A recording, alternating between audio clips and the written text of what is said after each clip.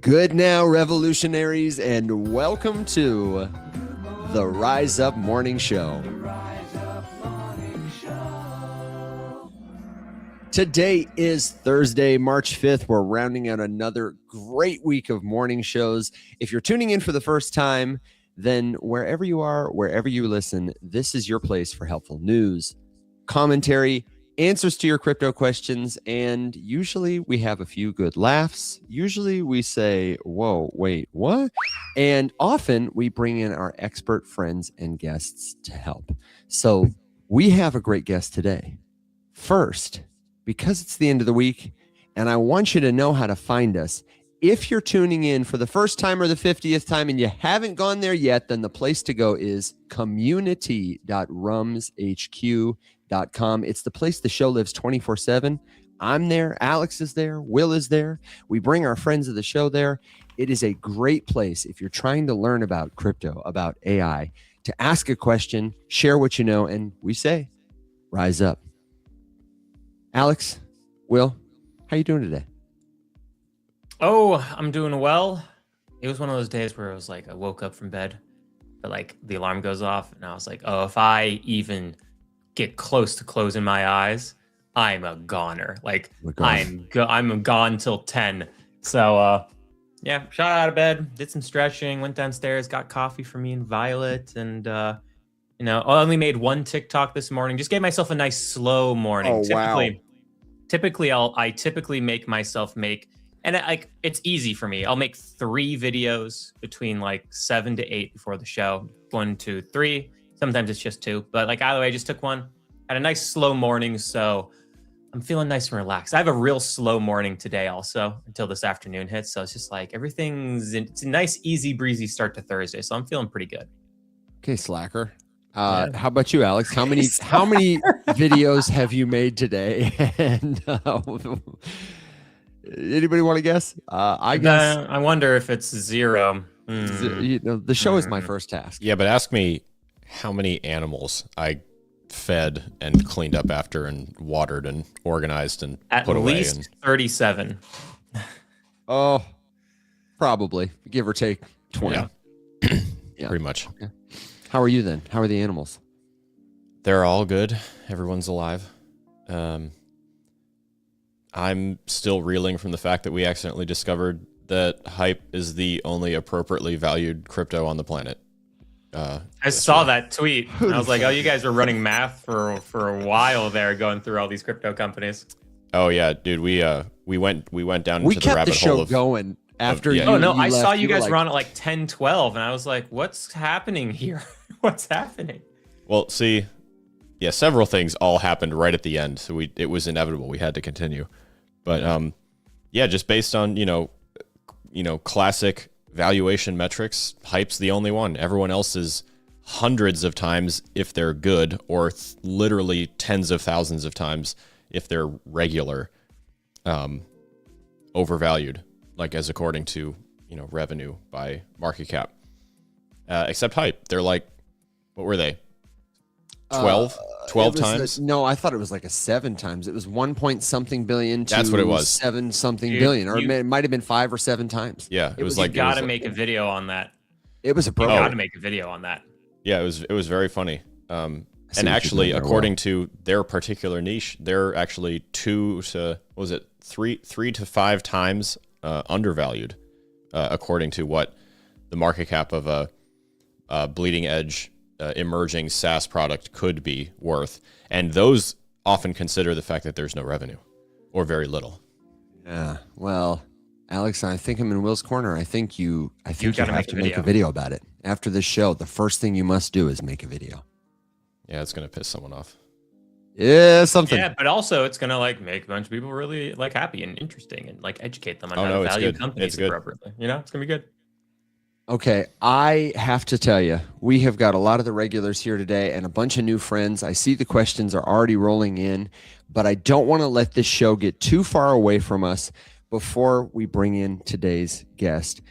This is an awesome opportunity to talk about all the things we love: community building, the intersection of crypto, AI, how, as people who are concerned about the future and concerned about connecting with others we can take action to do those things. He is longtime communication professional. He does what we do.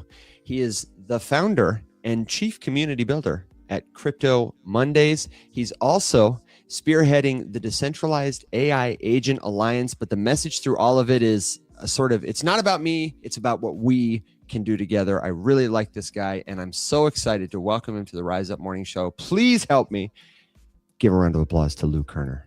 Lou, how the heck are you, man? Welcome to the morning show. I am doing awesome. Great to be here. Rise Up. Hey, that's what I said, man. Can I get a good rise up? Lou, thank you for making time. Do you want to tell the folks a little more about who you are, what you do? You were saying backstage, you've been building communities for a long time. Sure. So real quick, I was a Wall Street analyst for the first third of my career. The second digital company I ran was called Bolt. It was the largest social network in the world before MySpace, peaked at 23 million kids in 2006. And because, I spent 3 years in community, I started investing in community, investing in companies, before they went public, like LinkedIn and Twitter and Facebook.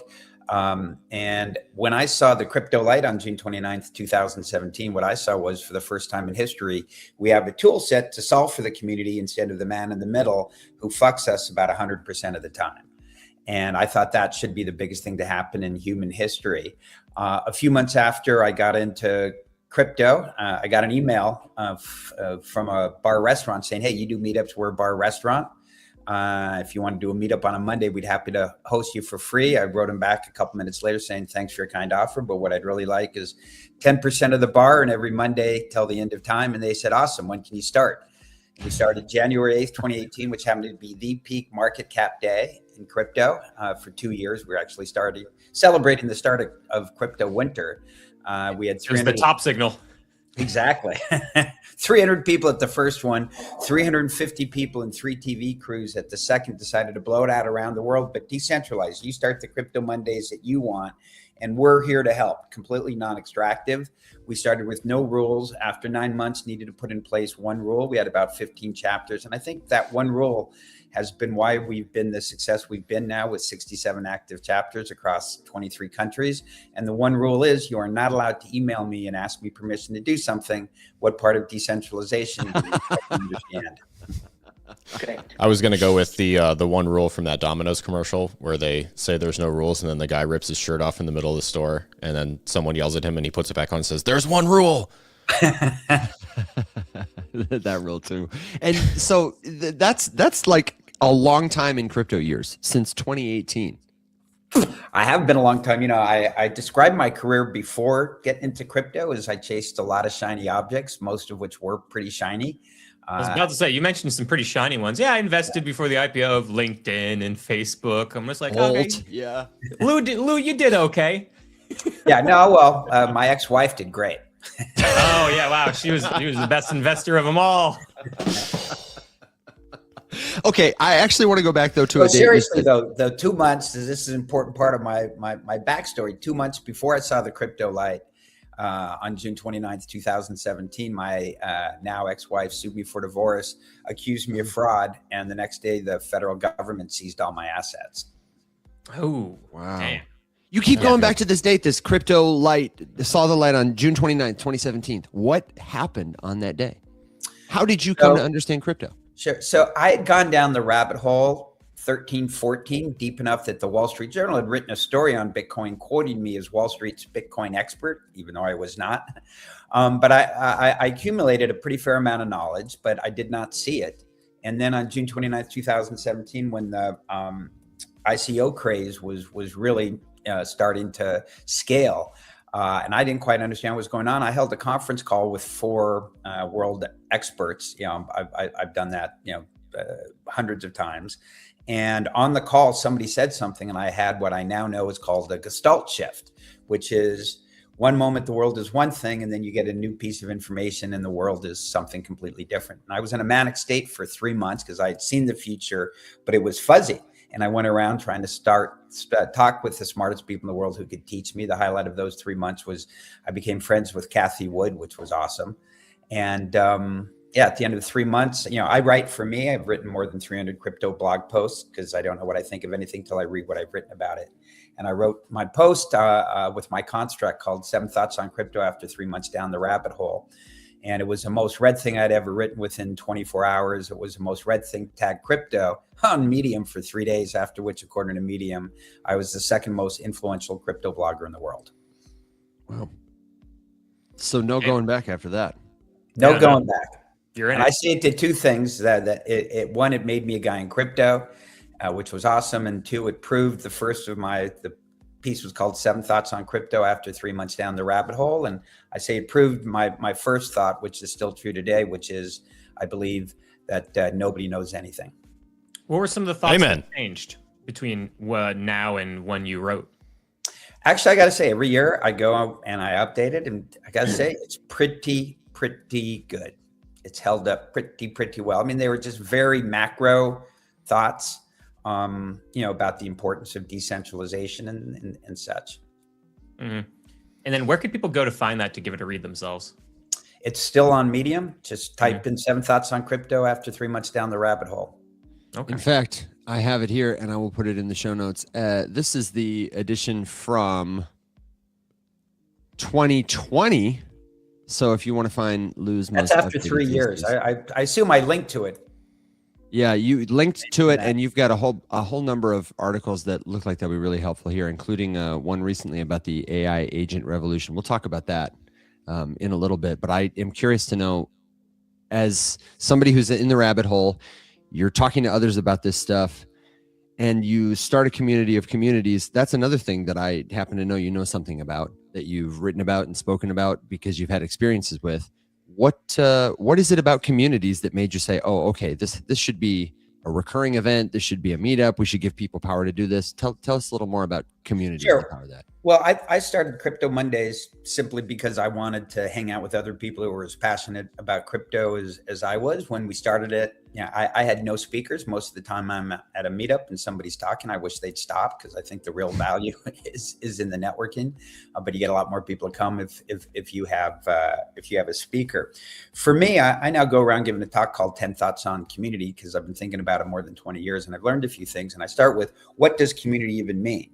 And to me, a community is an ecosystem where, when it works, everyone gets more out of it than they give. And who doesn't want to be a part of that? I like that. Everyone gets more out of it than they give. When we were talking about this, you said it's a good way to turn 10 cents into $1 community. Well, what I say, I think actually my greatest insight into community is my belief that a community can scale, highly correlated to what I call value delta. So in other words, a community makes something for community members at a cost of X. The community member gets it and they value it at Y. And the bigger the difference between X and Y, the bigger the community can become. And that's why, if you think about it, the biggest communities in the world are the things with the biggest value deltas. And we have a collective name for those things. You know what we call those things? What? We call those things religions. Yeah. Ah. I mean, you're right. All right. Yeah, they produce a book for a quarter. And how much is salvation worth? Yeah, that's a good point. Tell me why. At least 2 quarters. Exactly. At least 2 quarters. At yeah. least 2 quarters. Every other Sunday, if you're a good one. Well, do you know why divorce is so expensive? Why? Because it's worth it. Oh, didn't. come on, man. Come on. Okay. All right. I feel like we're just scratching the surface of like pre-prepared, ready, really good divorce jokes. Just like I feel someone said in the comments, this was Dixie Fireboy, who I happen to know is our friend Steckler, said something about that too. He said, my ex-wife is also doing pretty good. I felt that. Well, I had one panic attack my whole life, and that was the night before I got married, because I knew I was making a big mistake. I was in my parents' bedroom bawling at 1:30 in the morning, and my dad took me downstairs and he set me down and he leaned in and he goes, son, he goes, what you have to understand about marriage is the first 20 years are the hardest. Oh no. Yeah. There are a lot of jokes. Yeah. Definitely a lot of jokes here.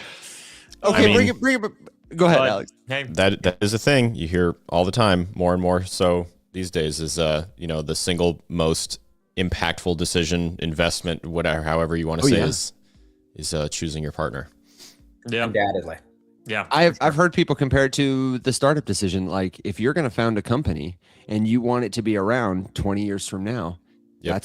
that's a long-term investment. Not everybody who walks the earth is going to get to start a company that's around in 20 years and is profitable and all those things. Marriage is the same way, or any deep relationship that we're saying, but marriage especially. If you have a 20-year marriage, a 30-year marriage, a 40-year marriage, boy, you really have a unicorn if it's, thriving and the books are not cooked and that kind of thing. Yeah, I agree. Actually, one of my other thoughts, on community is that at an atomic level, a community is two people, and we've all been in two-person communities where 1 + 1 = 100.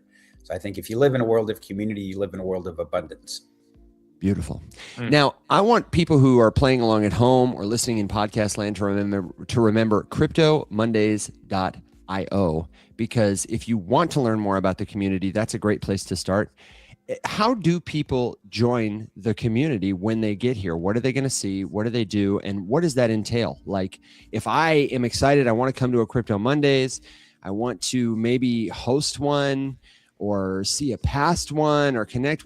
Give me the 1, 2, 3. Once I get here, I'm excited, I'm bought in. What's next? Sure. It's super simple. You can go to community, cryptomondays.io, scroll down on the page. There's a list of all the different Crypto Mondays, or you can just simply go to Google and type in Crypto Mondays and then whatever city that you're in, Crypto Mondays being one word.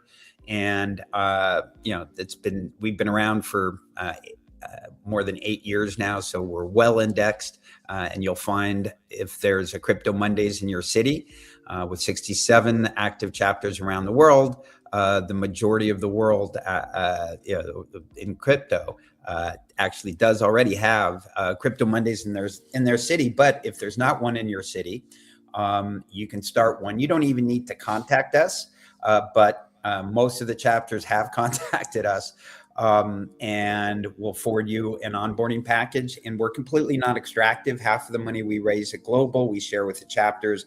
100% of what the chapters raise, they keep themselves, and the chapters get to leverage our brand name and our knowledge and our contacts. And it's, the simple idea is, the whole is worth so much more than the sum of the parts. We don't need to extract from the parts. We get to share in the abundance that's created. Mm-hmm. I also see here there's a join the community button underneath the list of cities, and it says the Crypto Mondays Collective is the guiding DAO. So is there like a sign up process? Is there a token I can buy to support this? How does that work? Sure. So the collective started as a decentralized advisory group. And so we still have, we still do consulting. It's, it hasn't grown into a huge business for us. But what happened was we got over 300 Web3 experts as part of the collective. So we started having programming for the collective. Now we have, once a week, we have a featured guest, generally one of our own community members who's doing something super interesting that he shares with the community. And you can just be part of the collective. We, and with more than 300 Web3 experts, we started building our own things. The first thing we built, we did 2 cohorts of an AI Web3 accelerator. We started the Decentralized AI Agent Alliance, which you mentioned, and we are building our own community management AI agent. What does that mean, a community management AI agent? What is it going to do?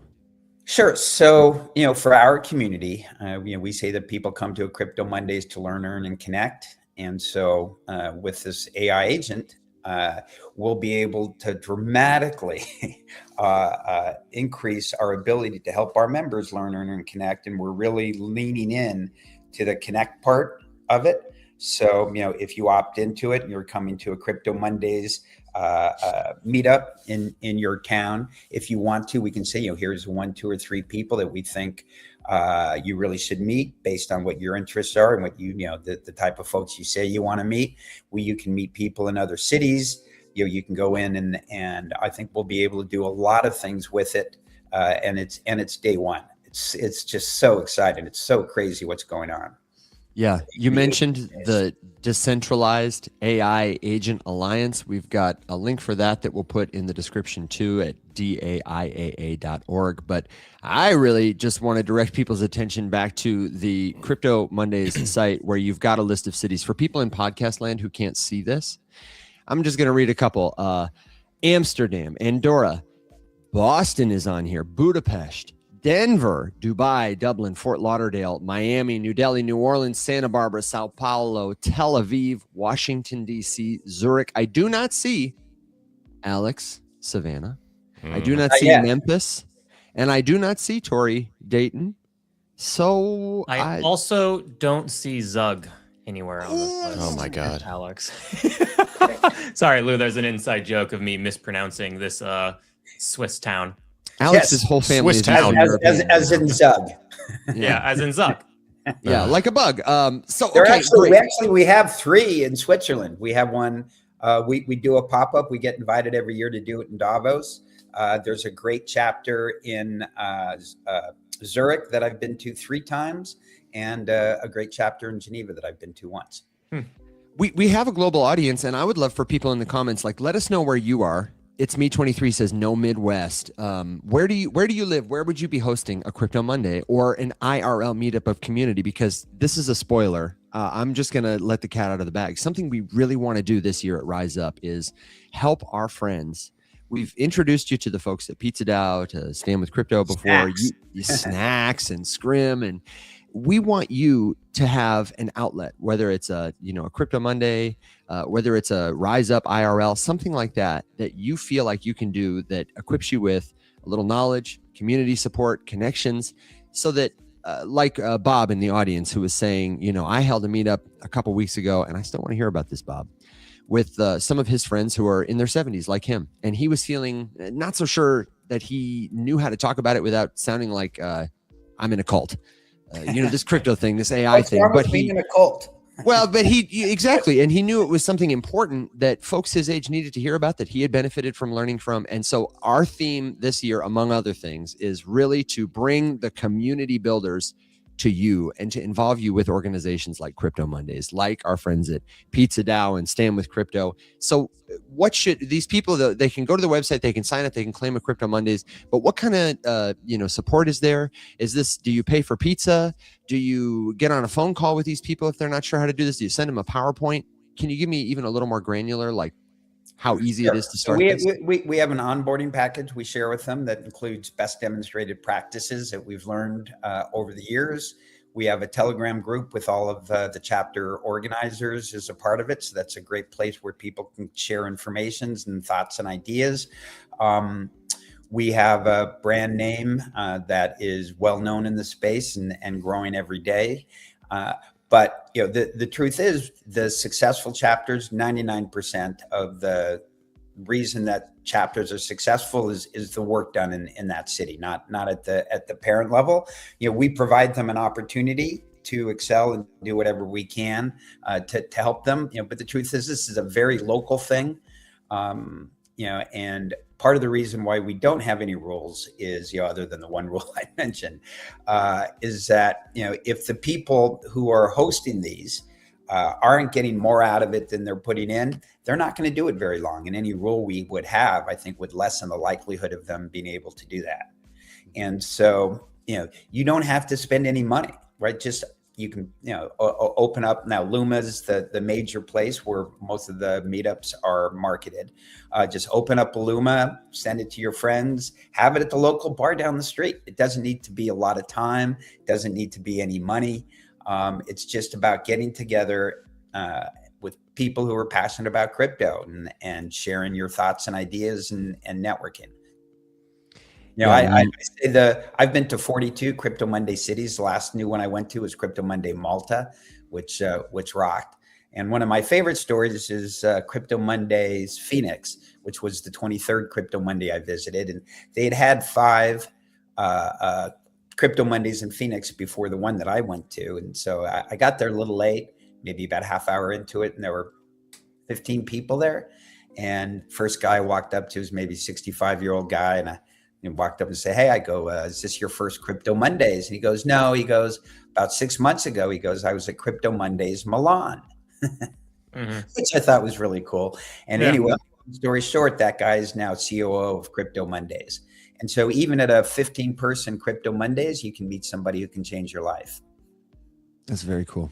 That's very cool. I mean, that's Lou, so true. Just getting involved in person in like any crypto event, like going to conferences, just like, if you want to get into the space or just learn more, you got to meet people face to face. It's where all the doors start to open up and unlock. Yeah. I mean, Zoom is great, but Zoom is not IRL. It's not in real life. Yeah. No, and people crave connection. They really want to feel connected to the people around them. Now that we all have our own little houses, our own little cars, our own little jobs, we've kind of lost that. And so I love initiatives like this that are bringing it back, man. Great work. Thanks. It's energizing. And the question I get asked most about Crypto Mondays is, what's the business model?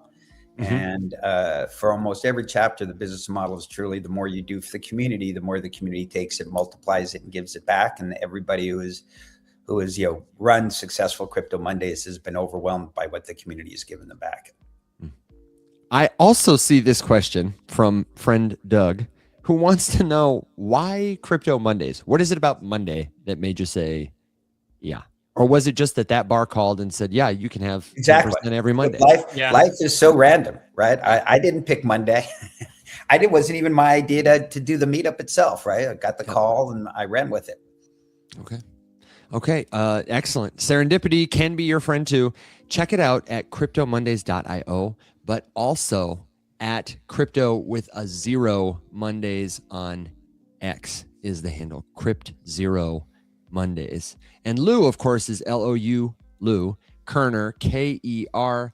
And I'm sure he would be happy to hear from you. I'd love to pivot just to get your take, since you were the first Bitcoin expert so-called on Wall Street. I'm curious to know how you're feeling about the crypto market right now. And you got some more time to stay for a couple of questions from the audience? Sure. So I've been as I mentioned at the start, I was a Wall Street analyst for the first third of my career. In the 25 years since I've left, I've put out 2 price targets. In March of 2010, you can still find it on Tumblr. Facebook was private, but it was actively traded by Barry Silbert at $16 billion. And for the first time in my life, I felt that actually I had edge. As a Wall Street analyst, I learned 2 lessons. Markets are efficient, but you can have edge. And I knew what edge was, but I'd never had it before. And for the first time, I felt I had it, because I ran the numbers and thought that it was worth 50 billion at the time, and the world had no idea. And the second price target I put out, that worked out well, by the way. And the second price target I put out was in January of 2021. I put out a 10-year $1 million price target on Bitcoin based on math.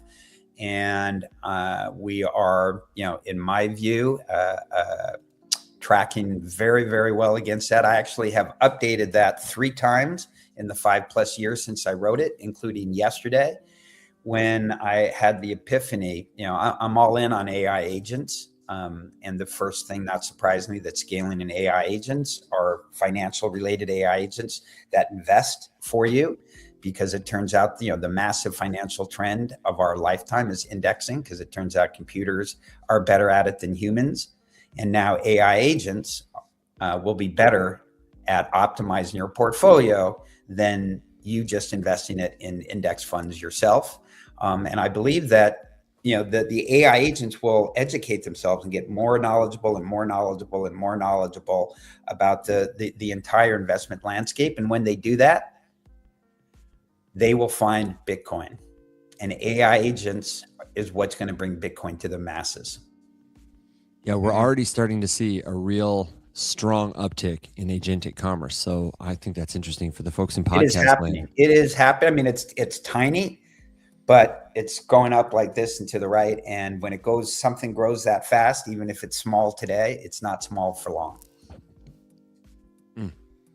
Well, I look forward to the $1 million Bitcoin day. I am a big fan of this. I am a big fan of this. Yeah, you mentioned being friends with Cathie Wood, who's I would say maybe got the best headlines for. Cathie Wood says Bitcoin going to $1 million a couple of years ago. I remember seeing her name everywhere all of the time. How did you meet Cathie Wood?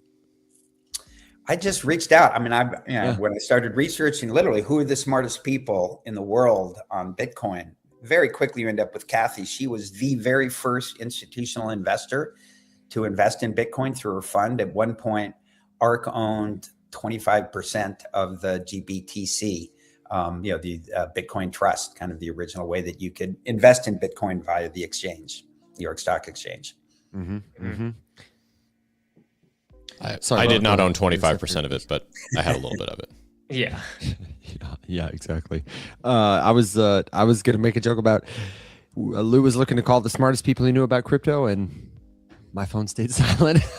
So let us be humbled. As you're endeavoring to learn crypto, you're listening about this. We often say that learning about crypto can feel like drinking from a fire hose. And, not everybody has the same kind of access or experience. Not everybody's got proximity to Wall Street or even knows the 1, 2, 3 about how to open their Rolodex and get in touch with somebody.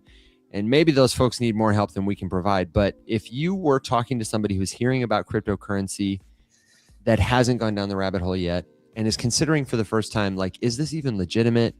Is what makes this valuable? They have so many questions. Do you have like aside from Crypto Mondays, a favorite resource or a concept, anything that helped facilitate a light bulb moment for you that might be that gestalt shift and give them a firm foundation to stand on? Sure. I mean, it's a great question. I believe that weirdly, you can't really teach people about crypto. People have to learn it. And so one of the things that I do, I retweet myself. The tweet that I retweet most often is the 3 best return on invested time in my life. Number 1 is wearing a motorcycle helmet because I totaled 2 motorcycles. 2 is flossing my teeth because I've never had a cavity. And 3 is learning about crypto. And so I think it's more about incentivizing people and trying to get them to want to learn. And then the question, okay, well, how do they learn? And I think crypto, even Bitcoin, I think is really infinite in what it offers people. And I think when everybody sees the crypto light, everybody sees something different because we've all had a different life and have different views and thoughts. So I think a great resource is you can go to Medium, and they rank the top 50 writers on Medium. And if you follow each one of those writers every day, you will get an email from Medium with what they've written and what other people like them have written about Bitcoin and crypto. And go find people who speak to you, right? I might speak to you, probably not. I've had a unique life experience. I think the people who find me, there's a small subset of people who find, really are able to key into my writing. Just like, I've read, thousands of people, and there are only a few people that, I will really go and read anything that they write.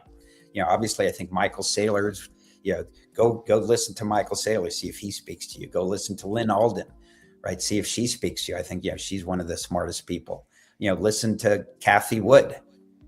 There are lots of legends. But then there are lots of people you've never heard from who would be in that top 50 writers on Medium. And the odds are probably more likely that one of them will speak to you than the others. How do I find the top 50? I did a Google search for top 50 Medium, but it came up as just a bunch of individual people's articles about top. Is this something that they publish every year, or you should be able to find it by linking? I actually put it in my newsletter. It's the last thing in my newsletter every month, so I can go get the last newsletter. Yeah, sometime after the show, send it to me, because what I'll do is I'll put it in the show notes. I'll put it in our community so that people can find it there. And again, if you're tuning in live and you haven't caught it before, the link to join the Rise Up community, where our shows live 24/7, where all the resources related to our educational efforts live. community.rumshq.com. And coming soon is going to be links.rumshq.com. We're going to make it easy. We're not going to make you navigate the website and go to another tab. We're just going to have a simple document when you go there with every single link relevant to the show. Everything from what kind of microphones do we use to who is that guest, what's their Twitter. It'll be easy. It'll be helpful. But for now, community.rumshq.com. We'll put Lou's stuff in there. Lou, if you go to community, if you go to cryptomondays.io, we also have a learn tab. Love it. I love having a good learn tab. Remember Coinbase? Remember Coinbase Learn? That was great. That was great. That was awesome. It was like the It best was. place for people to start. It was sad sigh. I mean, it's still good. I still like Coinbase. I thought they got Learn. rid of it. They still have it? They got rid of it? No. They it's- just got rid of the like. They occasionally do the earn. Oh, Yeah. that's Learn right. and The earn was incentive the thing. system to incentivize people to go learn. That's right. Yeah, Alex, what were it's you really good. It's good. I just, with as much time has passed and as many resources as they have, it could be the best. Yeah. Yeah. Well, not. you had a Lou, question. I'm Tell me, curious. brother. Obviously, with focus on community, I'm curious if there was ever any SocialFi solution in the crypto space that you experimented with, and you're like, oh, I like this, or like the concept's good, but like they messed up the execution. Then you have like Base's foray into SocialFi. Brian Armstrong just yesterday or the day before said it was a mistake on their, or a miss on their part at least. So I'm curious if there have been any SocialFi crypto use cases or ecosystems that you're like, oh, that's good, or they missed, but they could have done X, Y, Z. I'm just curious. So I think by a margin, I think the SocialFi projects that has gotten certainly the most buzz was Farcaster. Yeah. And, for me, I think Facebook is evil. But the world doesn't care what I think. 2 billion people get up every day and they go onto Facebook and they think it's awesome. And, in my view, if I call this stage of crypto, the radio on television phase, in that when TV first started, the very first TV shows was a guy at a desk with a microphone on it going, now we're on television, right? They had this whole new medium. And all they were doing was radio on television because that was all that they knew. And that's all Farcaster was to me. It was just Facebook, on Web3. And I don't think anybody cares about Web3. Oh, interesting. Right. And so we have this whole new tool set. And I think that somebody will come up with, and I think that's why we're building this community management AI agent, with totally rethinking how social is done, right? Nobody's going to move over to something that's just Facebook and Web3. But, and most people don't even know, right? Any of you guys know what Facebook did to become Facebook? I mean, there are a lot of different things they did, but There's one massive. Stole it from the Winklevoss You one? ask Mark Zuckerberg, what was the one thing that made Facebook Facebook? He will give you, I haven't answered, but I would assume, and I'd bet a lot of money on Polymarket that his answer would be when we introduced the news feed. the ability to see what other people are posting. Everything. Yeah. And that was by a very, very, very wide margin. Two things happened the day that they introduced their news feed. The first is it was the biggest user backlash in their history, because if there's one thing users hate, it's change. And the second was it was by a very wide margin their biggest increase in engagement in their history. And social networks, communities are all about engagement. You're either growing the engagement of your community or your community is dying. No neutral. No. You know what the greatest, in my view, decentralized community in the world is, the most impactful? AA. Alcoholics Anonymous. Yeah. Yep. Okay. That's a really great point. And certainly it's if you know, spread by word of mouth, and nothing is more effective than a word of mouth testimonial. That's a really good point. The other thing I wanted to ask you about SocialFi was a really good question. I'm curious too. I saw you posted on Twitter recently commenting on this moment in time where AI companies are sort of capitulating to our government in the US. But the question more broadly about can we support this kind of thing? What do you think about all these Bitcoin owners and technology makers giving over their tools to people who have a lot of power to use them however they want? I think we're here for 2 seconds, and I don't want to waste one of them. And so, I really think a lot about how I want to use my mind share. And I try and limit my mind share on government, thinking about the government, to 2 very simple beliefs. Because I think for the vast majority of humanity, the time spent thinking about the government has a negative return on investment time, right? So why would you do it? And my very 2 simple thoughts on government: thought number 1, the government is not our friend. Thought number 2, tomorrow it's going to be worse. Okay. Well, it certainly feels that way, and at least has been over the past decade. As a construct, I got to tell you, takes almost no time, and it works incredibly well. Mm-hmm.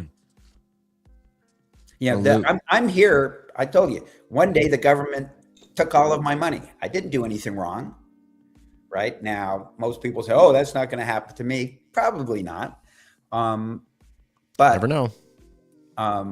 What you will find is the government does a lot of things, most notably printing money, and all your money is worth less today than it was yesterday. What's up with that? Not ideal.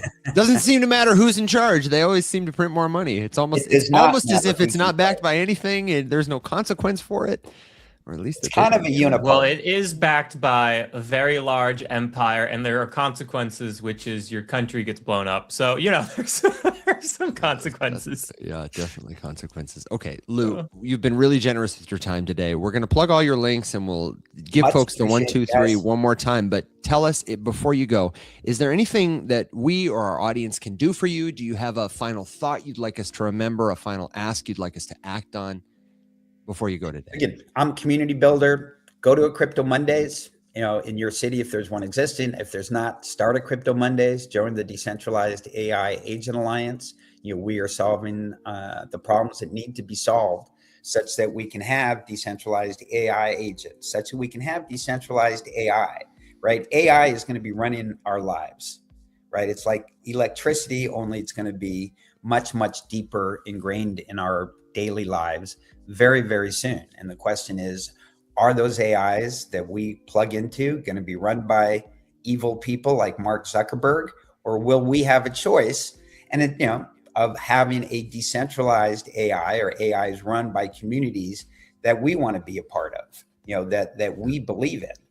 And, to me, we all have that opportunity today to join these different communities and change the world. Lou, what base models are you most interested in for like a foundation layer? If you're going to build an agent or a community, have you played with like Venice, or is there another model huge that you Venice think is fan? Huge Venice fan. Yeah. I really think that they are the leader today in offering decentralized AI that does not have the guardrails that lots of others AIs have on them. And it's funny, people say, "Oh, I don't want guardrails." I mean, you don't want guardrails except the guardrails that you want. Right, exactly. But I think the guardrails that are on most of these, are guardrails that the government wants that are not in our best interest. Certainly you can now do Claude, have Claude on your own desktop so that your, Claude co-work, so that your own, you can keep all of your data, because if you're using Chat GPT, these other things, all your questions, all of that is all public information, right? And then that can be used in a lawsuit against you. It's crazy. Mm-hmm. Well, Lou, he's been generous, he's been kind, and I know he will be glad to hear from you if you want to start a Crypto Mondays. So one more time, at Lou Kerner, at Crypto with a Zero Mondays, and we'll have all the links wherever you are, whenever you listen. Lou, thank you so much for your time. We'd love to have you back with some more community building friends soon. Rock and roll, guys. You guys are awesome. Thanks for what you do for the community. You too, sir. Have a Thanks, good day, Lou. and we'll see you next time. Ladies and gentlemen, Lou Kerner. Heck yeah. If you've got a crypto question, a suggestion, a good joke, a word of wisdom, something else, then leave it in the comments below. We got plenty of time before we ride our dogs and ponies into the sunset. But it is that day when we do ride them off a little early, because we are going to start the after show inside the Rums community, community.rumshq.com. Have you ever felt frustrated by comment character limits? Have you ever felt like, oh, my hands aren't, I'm driving, I'm listening to the show, I want to say something, but I can't type a comment? Well, hey, you're in luck. The after show is basically a show, but you are on stage with us. It's a conversation where you can turn your microphone on, you can turn your camera on if you want and wave, and then ask me or Alex or Will or anybody else friendly and helpful in our community your crypto, your AI, your technology question. We're here for it.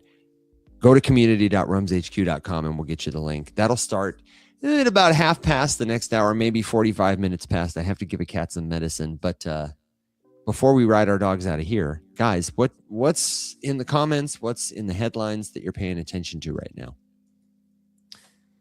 Funnily enough, there's not a whole lot in the headlines other than, for whatever reason, people are talking about pi, which makes me sad. PI But, Pi, the yeah. crypto token. Yeah, the crypto token, because like it went up 12% because it successfully did an update. And I think anyone's looking for any kind of positive straw in any crypto news to be like, pump that coin. It did an update of some type.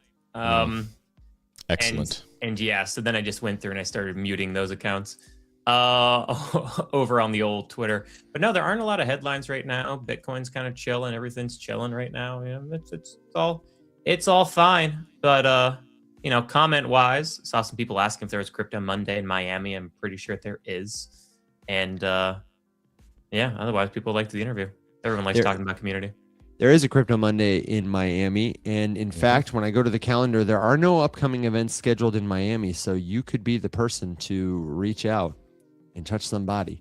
If you want to find out, you know, the place to go is cryptomondays.io. They've got that list I showed on the screen earlier of all the cities where it lives. They're clickable links. And then if you don't see your location, there's a link to start a new chapter. I think that's the crossover. We were assembling a group chat of Stand with Crypto, Pizza DAO, Lou, Crypto Mondays, and I think it was Colleen from Stand with Crypto who suggested we call it C4, the Community Coalition of committed crypto, concerned, curious crypto. I've already forgotten it. I've got to figure it out because the branding was stellar. C4. C4, baby. Community of communities. We're going to help you find ways to share what you know, build some community IRL. So there you go. Alex, you've been quiet today. Have you got several side chats going on with your friends in the comments? One or two. One or two? But no, I was just about to highlight Bearded's call out that TurboSol is up. So if you're in it, it's not a bad day to consider a little profit scrape. Wow, up to 15 cents. That's not bad at all. I was actually going to ask you about this, Alex, because maybe I can pull up the TurboSol chart. This seems like it's settled into a range. Nobody can predict the future. It'll go up or down or sideways, but somebody who's paying attention has had multiple opportunities to play this kind of like 9 to 15 cent range, huh? Oh yeah, definitely. Yep, it's a shift over because Solana's been doing the exact same thing. Just, you know, I don't know. My mild skills of analysis here would be it's just chopping in exactly that. I mean, if that's what you're looking for, which is, you know, on a steep decline, grab a little and wait for it to peak up again and scrape a little, then there you go. These moves right here, this is since February 3rd is the first time that it really dipped down below this like 15 cent mark. And it went down to 10. Yep. Then up to 15. Then down to 10. 50% swing. 50% up to swing, 15. 50%. You know, down to 11, 10. You don't have to catch every one of these, but if you caught a couple of them, this one went down to 9 cents. Yep. So I mean, you're looking at the swing on a thing that you can trade in and out of at 50%, which is crazy. Yeah, and then also, I mean, you can just kind of eyeball that chart right there, and you can see that TurboSol or Solana is trying to turn that top line into support right now. And if it does, you're going to have another shoot to the upside worth probably about 5 cents or so. Yep. Yeah, that's beautiful. That's just real simple, real basic TA right there. Don't need a whole lot of fancy lines or nothing. Yeah, we had a question here from Crypto Boat. Any word on why crypto has gone up the last 2 days? And sometimes maybe good, sometimes maybe shit. Right now, maybe good. Maybe good. Well, there's some ETF inflows, among other things, affecting buoying Bitcoin. Yeah, but let's toss those ETF things out the window right now. It's hard to say that that's the driver of it because ETFs can settle Bitcoin, not in spot Bitcoin. So you know, like, there's no way of telling how much of a percentage of that is actually being settled in spot Bitcoin and how much of it is being settled with future contracts.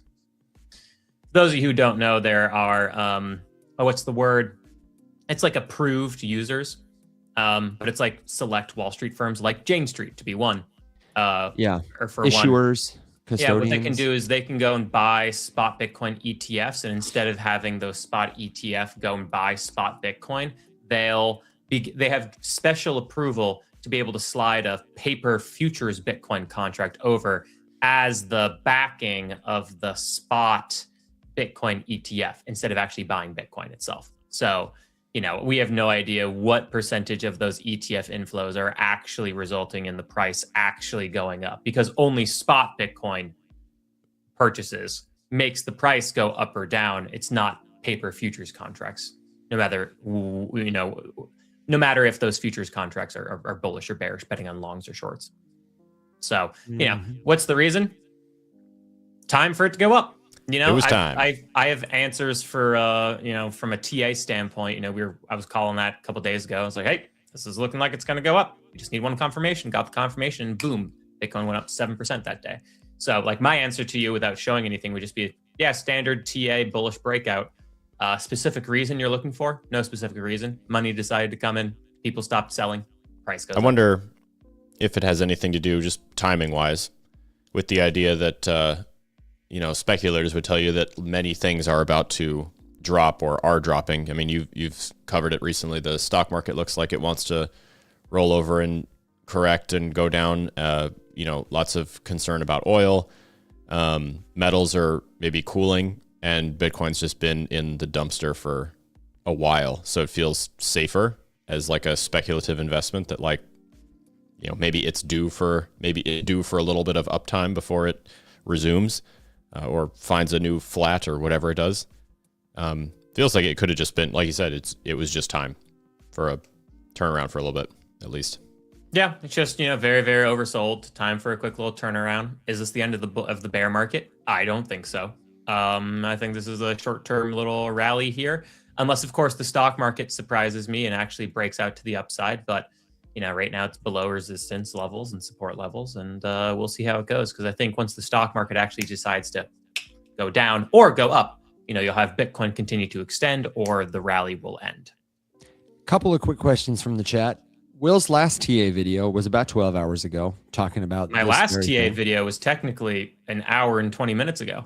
Oh my gosh, you already posted another one. Rada was asking, when's his next one? And I said, he just did one 12 hours ago. He just did one 1 hour ago. Usually you do these daily. So if you're not hip to Will's content on your favorite platform, you can find him at coin_guide on TikTok, CoinGuideWW on Twitter. You can also go to the Rise Up Morning Show on YouTube and go to the shorts. He's wherever you are, whenever you listen. So if you're also Instagram wait, what's her name on Instagram now? The Rise Up. The Rise Up Morning Show. Yeah, Rise Up Morning Show on Instagram. Also, you can see all my videos there. Let's see, where else is the video? No, that's it. Those are all the places. So usually there's some place for you to see all the updates. Yes. We also have follow-up questions about Quant and about Clarity. Alex, I saw you caught this one from James Williams in the comments, but I'd like to bring it to the main floor. Are banks really holding up the Clarity Act the way that Brian Armstrong, CEO of Coinbase, and other crypto talking heads say they are? What's going on there? Yeah, they are. Lobbyists are fighting.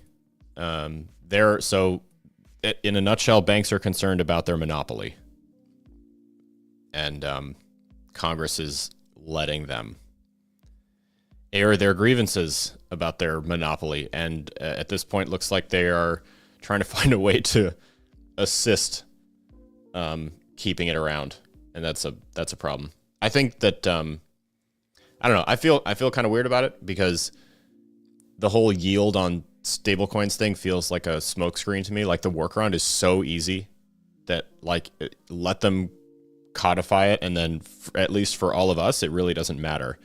The carve out is active versus passive. So if you're actively doing a thing, then your yield is not under threat at all. This is talking about natively generated yield for holding the backing assets, not the actual, like, token itself being used in collateral supply or liquidity providing or something like that.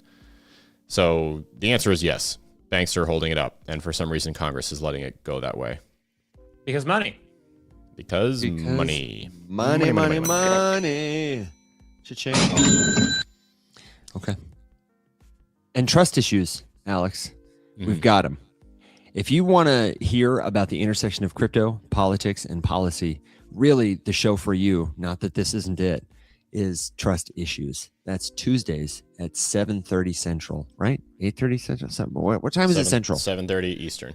Hurts my feelings. Okay, 7:30 p.m. Ideally. Eastern, and of course we got the recordings on all those socials that Will mentioned. That's a really great show for deep dives into Clarity, previously Genius Act, and into all the sort of confluence of soup. They've even got a book club where you can read the light and playful Mysteries of Capital by Hernando de Soto.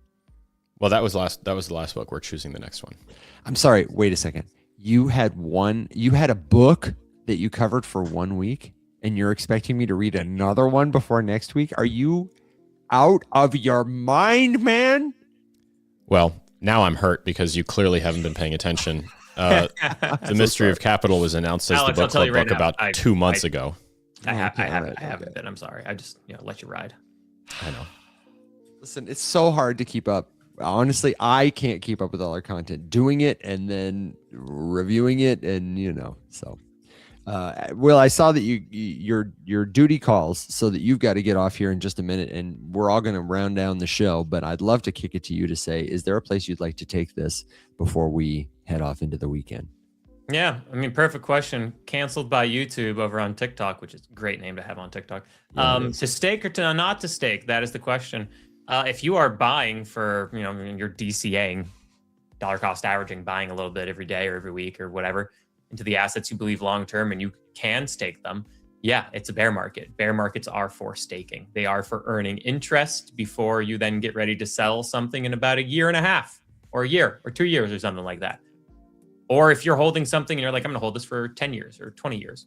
And yeah, you're missing out on so much extra money, with the compounding interest effect over those, 1 or 2 decades. So yeah, go stake. And if you have Solana, go do it on Jito. If you have Ethereum, go do it on, Lido. Great option there. A lot of coins you can stake, a lot you can't. So go give it a look, give it a look-see. Other than that, I'd say be cautious in this market still. Things are green, which is really, really nice. And don't overexpose yourself to the market. Take profits, take healthy profits, and live your best life. Live your best Amen. life. Pros and cons. If you're looking for a con to staking, depending on your chosen method, so there's 2 main types of staking, native and liquid. Native would be committing tokens to be used by a blockchain to be locked up and make it, more secure and do its job better.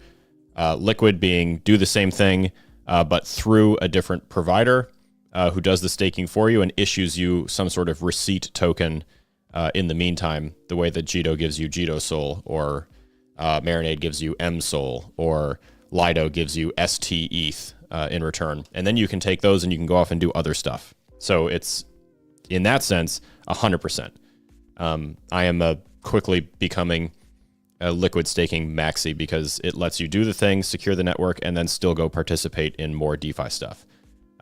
So just be aware that the cons to native staking, depending on how you do it, if you run it yourself or if you do it through manual delegation to a specific validator, there might be a lockup period or an unlock time, anywhere from instant to 28 days for that one person out there who's still staking Polkadot. RIP. And then just remember there's a tax implication as well. Staking yield that you earn in that native token, you owe income taxes on. So you have to keep track of it. And honestly, that's annoying. That's one of those things that I was complaining about the other day with regards to policy that we haven't seen. We really need to fix the crypto tax situation because it's awful. It's a nightmare. And honestly, I think that probably gatekeeps more people out than it annoys. Okay, Will, thank you very much for making a week of shows great. Go be a good person, do great things, make a bunch of money. And we'll see you a little later. All that stuff. Yeah. I'll see you guys later. Everybody, let's see. It's Thursday, so everybody enjoy your weekends. But you will see me on TikTok and also Instagram and also YouTube Shorts and also Twitter. He's your friend and mine, Mr. William Watson. Yep. Allison in the comments says, pre-rich. Sounds like us. Captain Kirk says lots of good information on the show today. Thank you very much, Captain. Beam me up. Dixie Fireboy, what a name.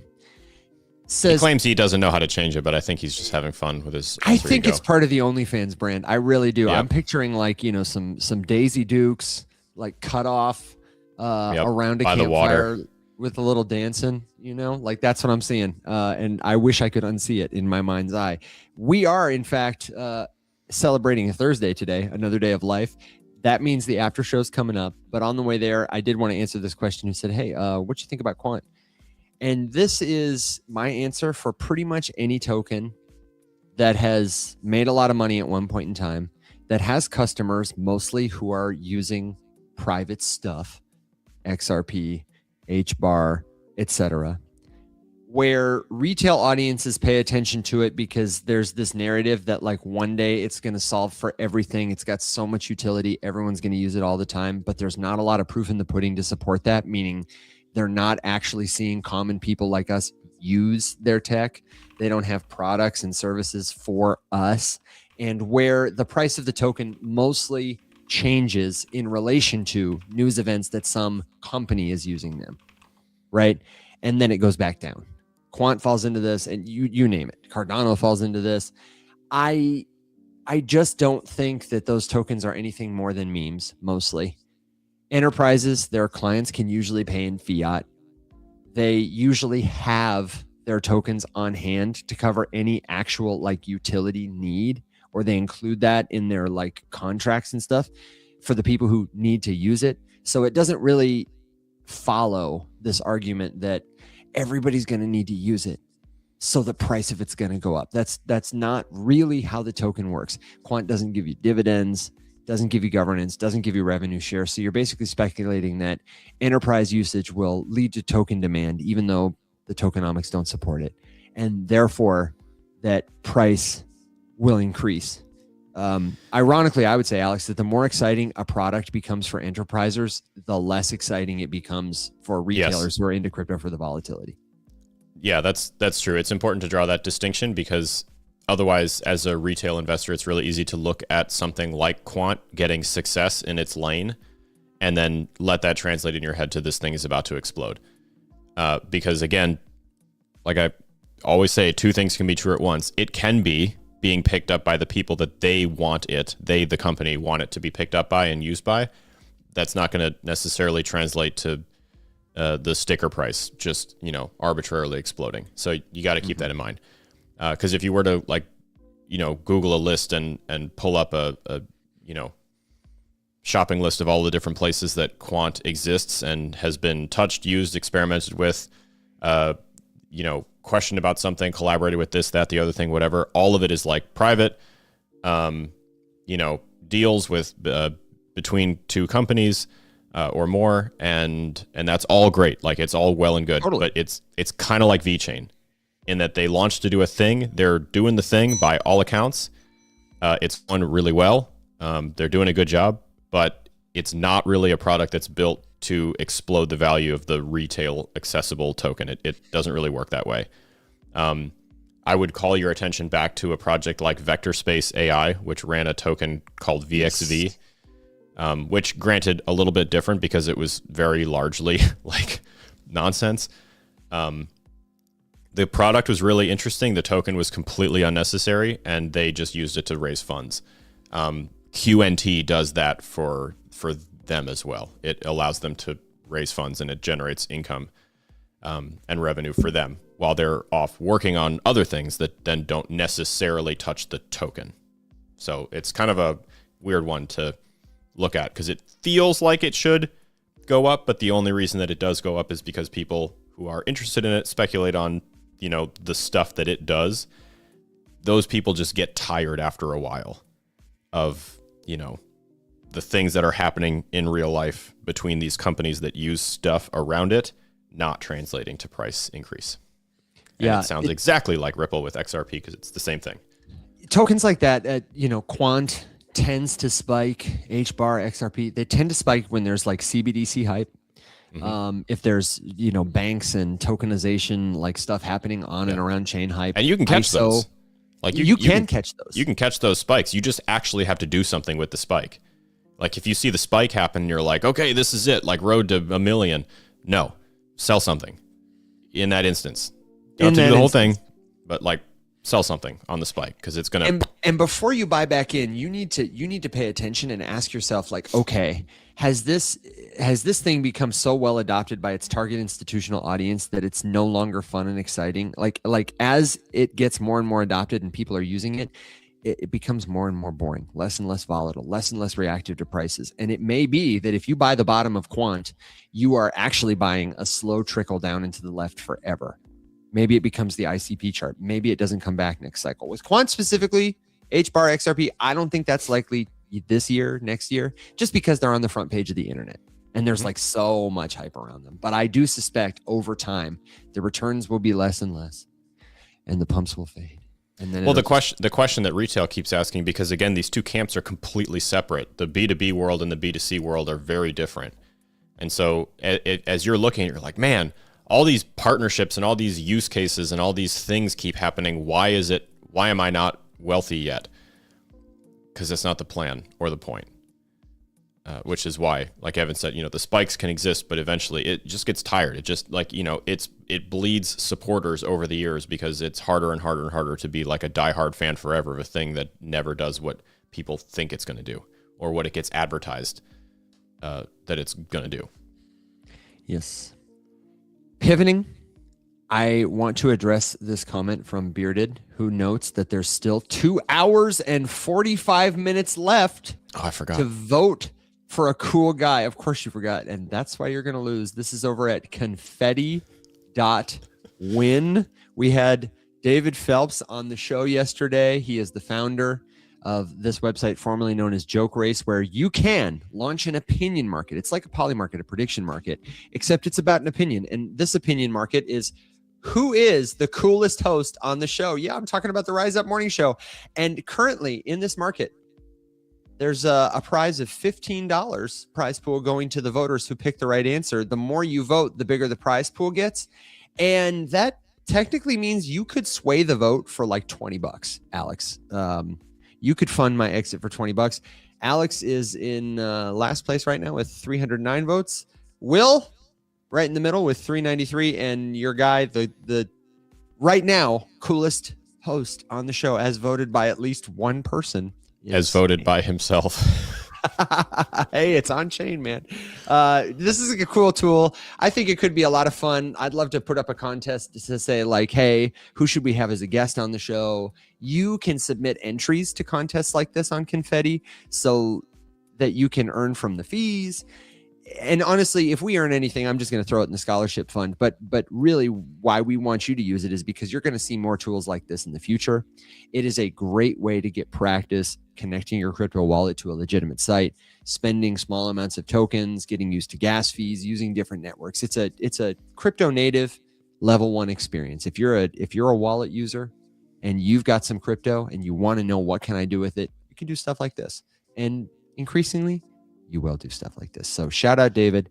Check out his episode in the Rise Up Morning Show playlist, wherever you are, whenever you listen. I really enjoyed that conversation. We got to have him back for After Dark so he can say more F-bombs, because it sounded like he wanted to do that. He's not vulgar. He's really helpful.